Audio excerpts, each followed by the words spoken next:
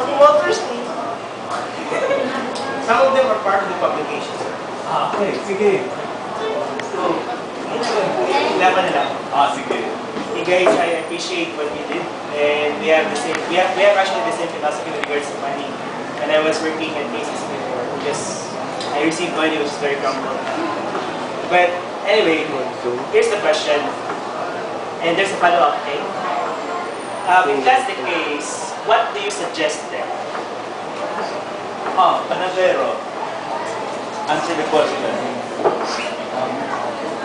Ang suggestion namin Louder. suggestion daw namin is the implementation of the policy. Kasi encourage kasi ng BSP kasi sa pagkakaalam ko, encourage ng BSP na yung mga control feels good, ina-exchange sila sa ina-exchange sila ng bagong bills basta magpunta sila sa BSP. So, sa implementation na namin,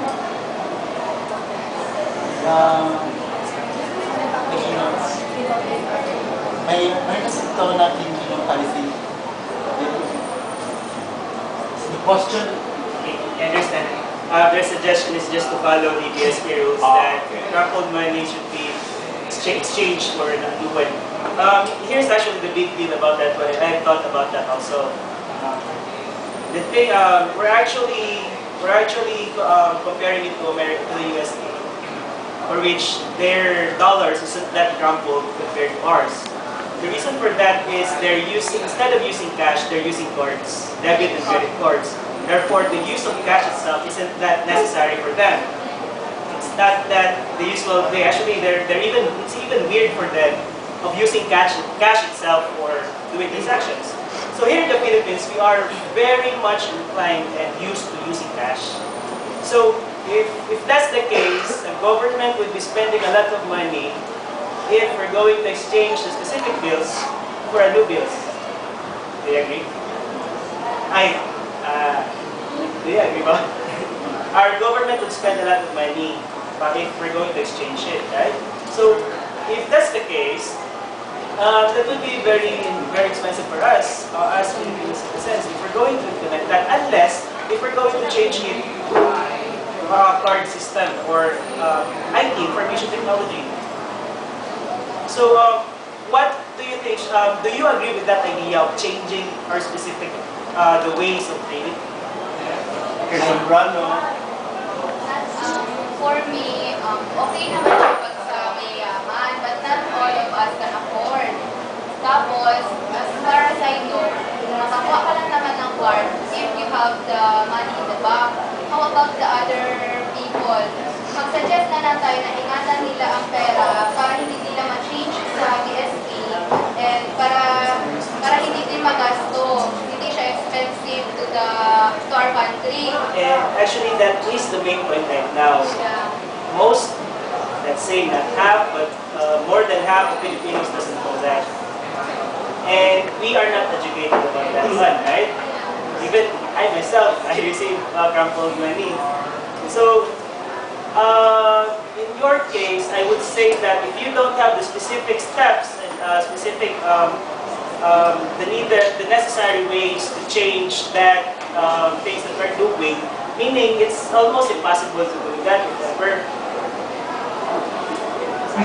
Okay, Iwasan, what can you say about that? And maybe hindi na tayo, maybe we don't need to change yung money natin to cards.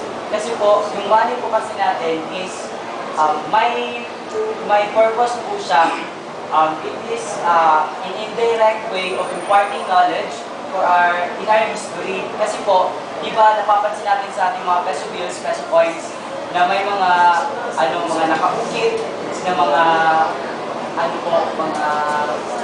simbolo, yung mga yung mga bayani, tapos yung mga tourist spots, tapos yun po, tapos yun na promote namin yung clean note policy para hindi po tayo gagastos yung gobyerno natin na malaki para ng iba pang. So basically, you just want to educate the people. Yes. because No other steps or anything else? Upgrades in the monetary system? Gamayin na lang. Para dali mo. I-lesson na lang yan, di ba? Kung nga ano sa Coins na lang, 100. But anyway, what I'm pointing out is this. This has been with me since my high school time, and this is my second time in college. Okay, so I think not before. So this has been the problem on my end.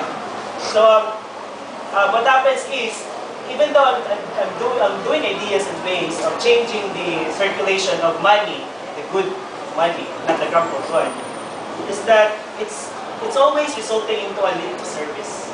Sabi ko, istorya lang. Pero palabas lang. Ano lang, hatod lang nila. So, we need steps.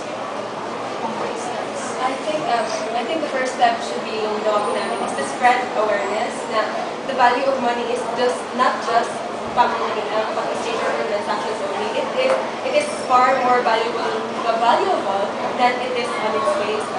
So the first step, I think, is to spread the knowledge na importante ang money na hindi lang, sa tingin nyo ba, di ba, for example, watawat natin, di ba, spread naman talaga sa Pilipinas that it is important. So, do you think na, ano yung, kapag pag-rumple ba nila ang watawat or anything? So, the first step we need to do that, which we are doing now, is to spread awareness of the value of the money, that it is a part, that is a symbol of the Philippines. Actually, you're not spreading the value of money. Because the value of money is monetary or numbers. The money that you are actually trying to save is the notes itself, which is the sign, the symbolism, right? The cash itself. And if that, I think what you should do is just to change the cash itself. Hindi siya makrumple. Because no matter what you do, it will be crumpled. I object, sir. I believe it is clear in our video that we presented that money is it's not just money. It is more than being a money. It depicts our history. It has something in it that we should learn how to value it. And therefore, i-change na pang kwarta. Tama? Or what? Dito lang siya may Kaya i-hardbound, hindi siya ka nag-crumpled na money. That's the case because what you're trying to do is to change or to preserve the art in the cash itself, correct? What we're trying to do The history and the art and the historical value in the cash itself, correct? we're trying to tell that each person should value and should realize ang symbolic value ng pera. And it is not yung ano talaga, yung face na, literal face na. So we're trying to impress unto people na hindi dapat ganyan ang pera dahil it is a reflection of what we are as a people. Just like that. Parang you're not meeting somewhere. You're not meeting somewhere. Oh, okay. Try to understand you first before you answer. Hindi kayo nag-abot. Differentiate sa that ba? Differentiate sa that. Commercial-wise, or let's say market-wise, money is numbers. Okay? Kung kailangan nun sa iyong credit card, ay sa iyong debit card, or sa iyong ATM, that is money. Even without the art or the historical value itself, not even the notes itself. Pero pag ngayon ka tagaan ka 20 pesos na bill, we also say that is money. But in a sense, that specific 20, if ang naadira is ang historical art niya, ang art ng historical value, tama? So what you're trying to say is, we need to preserve that, the cash itself, the art, the historical value, we just need to preserve it, right? We need to value it, right? So basically, what you're trying to say is, you want to value the art and the historical value of that specific note. And in commercial term, the value of the money is the number. The value of that specific note. Ang guess niyo? Or na may question? Okay, question?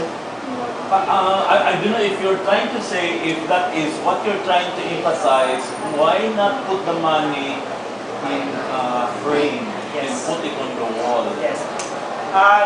Because the problem here is that we're not valuing our money, right?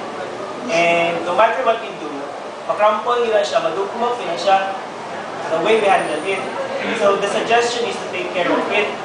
The problem is, the reason why we're taking care of it is for us to preserve the art and the symbolism of that specific money. But in commercial terms, money is not that specific note or that paper that we're holding. It is using the term commercial, our term will be in reality, The value of the money is on how much it pays or how much can it buy. Yun ang sinasabi. That's good, sir.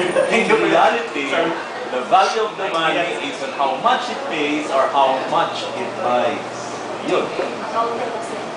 So, preserving the money in your video is you need to change the money, the cash itself, the paper itself. Nakanang keep ko nga, dili siya makrampol. Okay. I think naintindihan niya ang side ninyo. Do you understand him? Jacqueline ko. Yes, sir.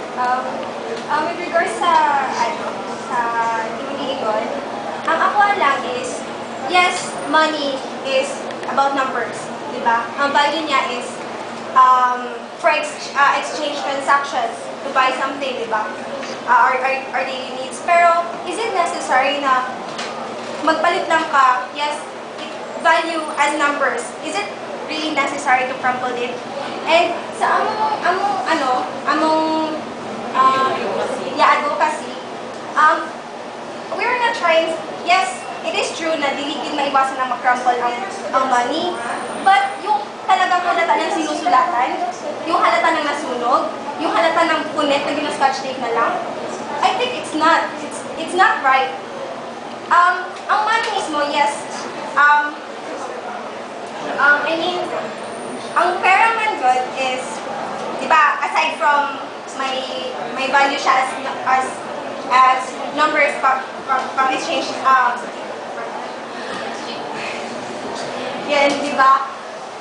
Parang ginawa din kasi ang money sa Pilipinas is to informally disseminate and educate people para kahit na siguro, yes, oo, nag-agita sa education, about sa history, pero at least, ang money, ang point sa amin is, ang money, hindi pa rin nakakalimutan ng money na kahit sa pagbigay lang ng pera, sa pagbayad mo lang, at least, nakikita mo din doon yung kumbaga, yung mga heroes natin, yung ganyan guys. Parang klaro, no? Anong problema nila? Ano ang problema nila? Oo, abstract daw masyado. Pwede bang dalhin yung utak niyo dito sa lupa? Okay, Miss, kampilit. Hanapin pala. Sorry. Diba you said, Kuya, that money, Oh, kuya. diba money has a commercial value, at the same time, may historical value din siya. Same as with Kalesa, diba may commercial value din siya. Transportation. And same, may historical value din siya kasi, diba, alam natin diba ang historical. So I think it should be treated as the same pedestal as money na may commercial value din at saka may historical value din. Actually, what you are trying to say or to impart on us with regards to your video is we need to save or preserve the paper. Pero, diba, we have Parang sinasabi niya, there should be another way of handling our money. Tapos diba, ano naman diba, it's just a paper. So, whether we like it or whether we like it, or we like it, whether siya, ano good siya, mag-fade din siya, mapunit din siya, but what we are telling is, kanang, at least, we just care. Yeah, extra care. Tapos diba may sa BSD mag-code that, kanang, pwede mo siya i-exchange. Hanggang 5 years na, 5 years. Pwede na siya i-start. Any questions from the rest? Well, pinapoint nyo is all about the historical that within the money. So, we should, we should palit our money sa plain paper na lang and put number alone without history. Wait lang, May crumple. excuse me. Pwede na we can do anything.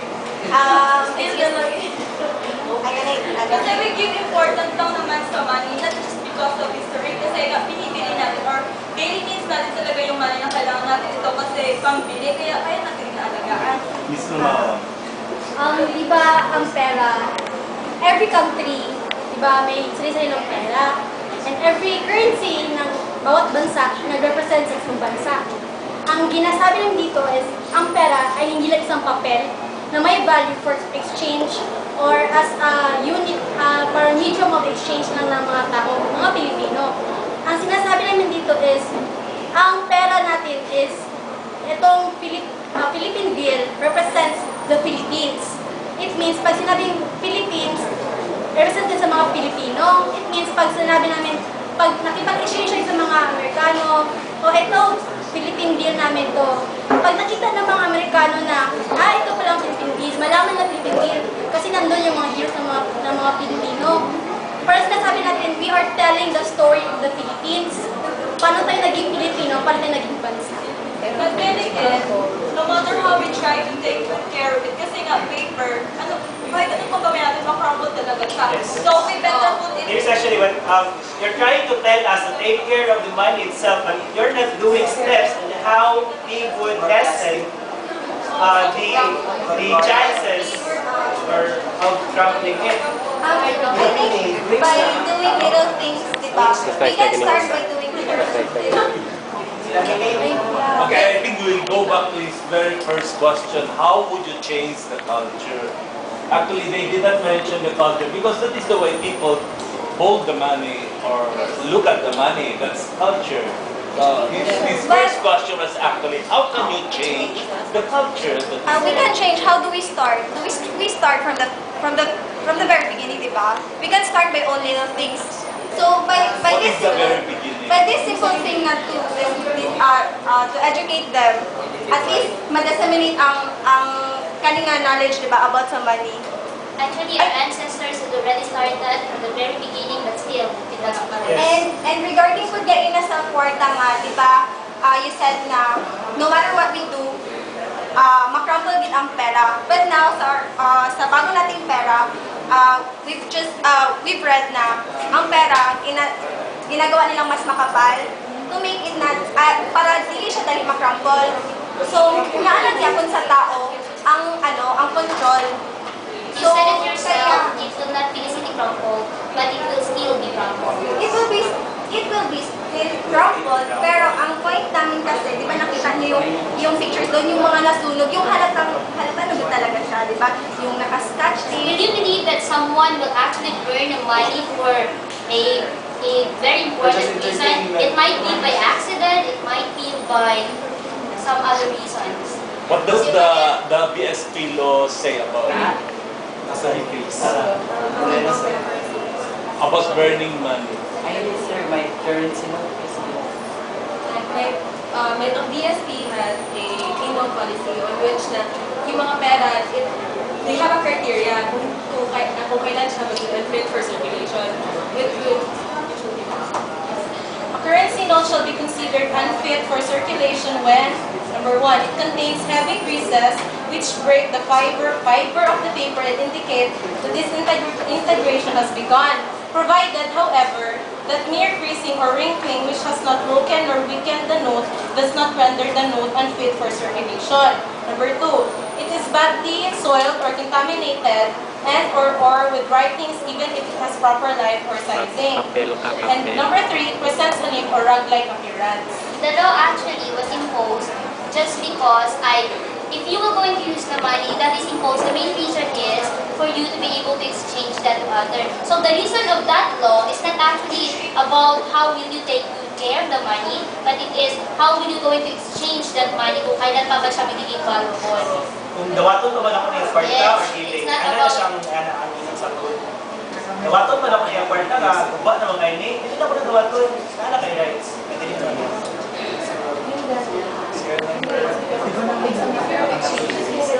May sinasabi ba kung na-crumple, hindi na pwedeng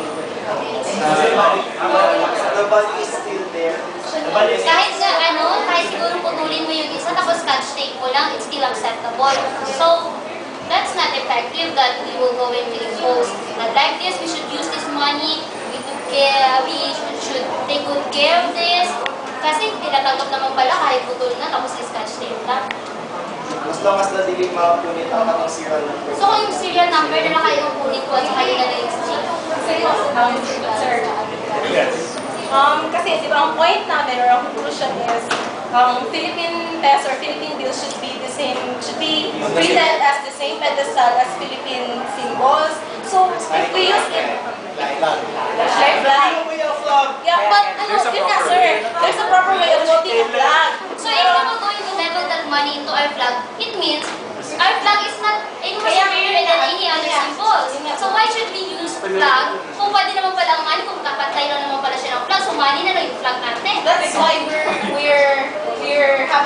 kasi na dapat yun na ipantay ang money sa flag kasi if That is impossible because we have this what we call symbol. If we're going to have a very, standard symbol, kung sobrang isa yung symbol natin, how would we be able to promote our own symbol? Kung ganun naman pala na marami tayong symbols. We're talking of pedestal, not our basement. So we're Respect not lang. It's still the same. If you were going to have a pedestal, it is still the same. it's on the same pedestal, so it's the same. It's not the basement. Pero kapag hindi mo siya i-replace, papantay nga lang siya, so pwede kong gamitin itong symbol na ito kasi pantay lang siya. Why should I use the other symbols that is they are of the same standard? Excuse me. It's like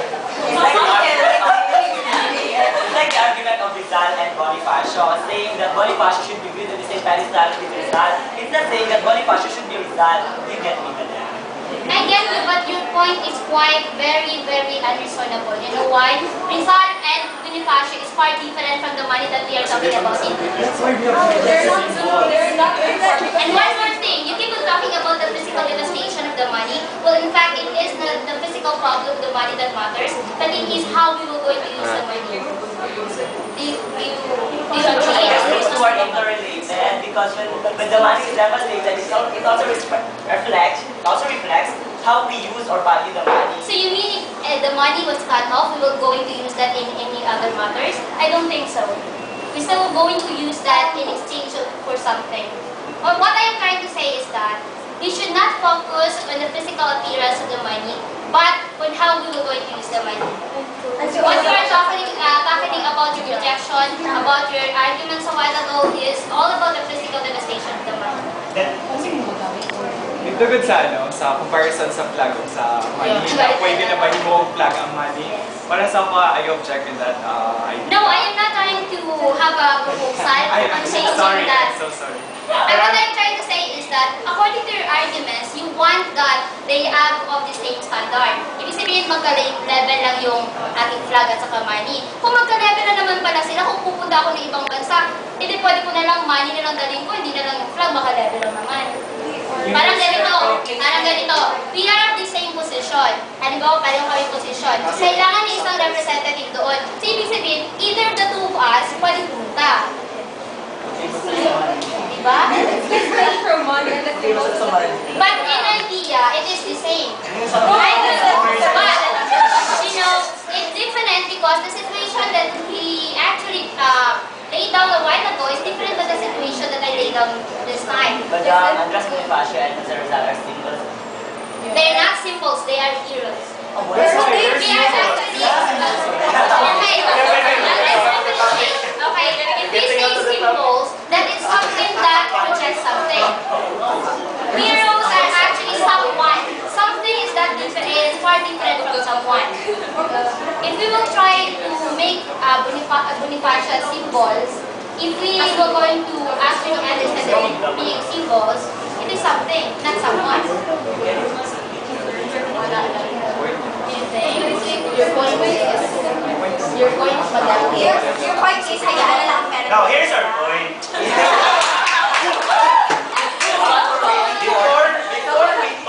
Before we give awareness to the people, we need to do something about the paper itself na ma-maximize nato na hindi siya dali makrapol. So basically, we need to change it. Instead of putting it as a paper na dali makrapol, we need to do our best na ma-prevent ang crumpling sa isa kamani. So therefore, pag-abot sa mga tao, mag-listen sila crumple. Pag mag-crumple pa na nila, liability na para sa ila, and we can do laws about that.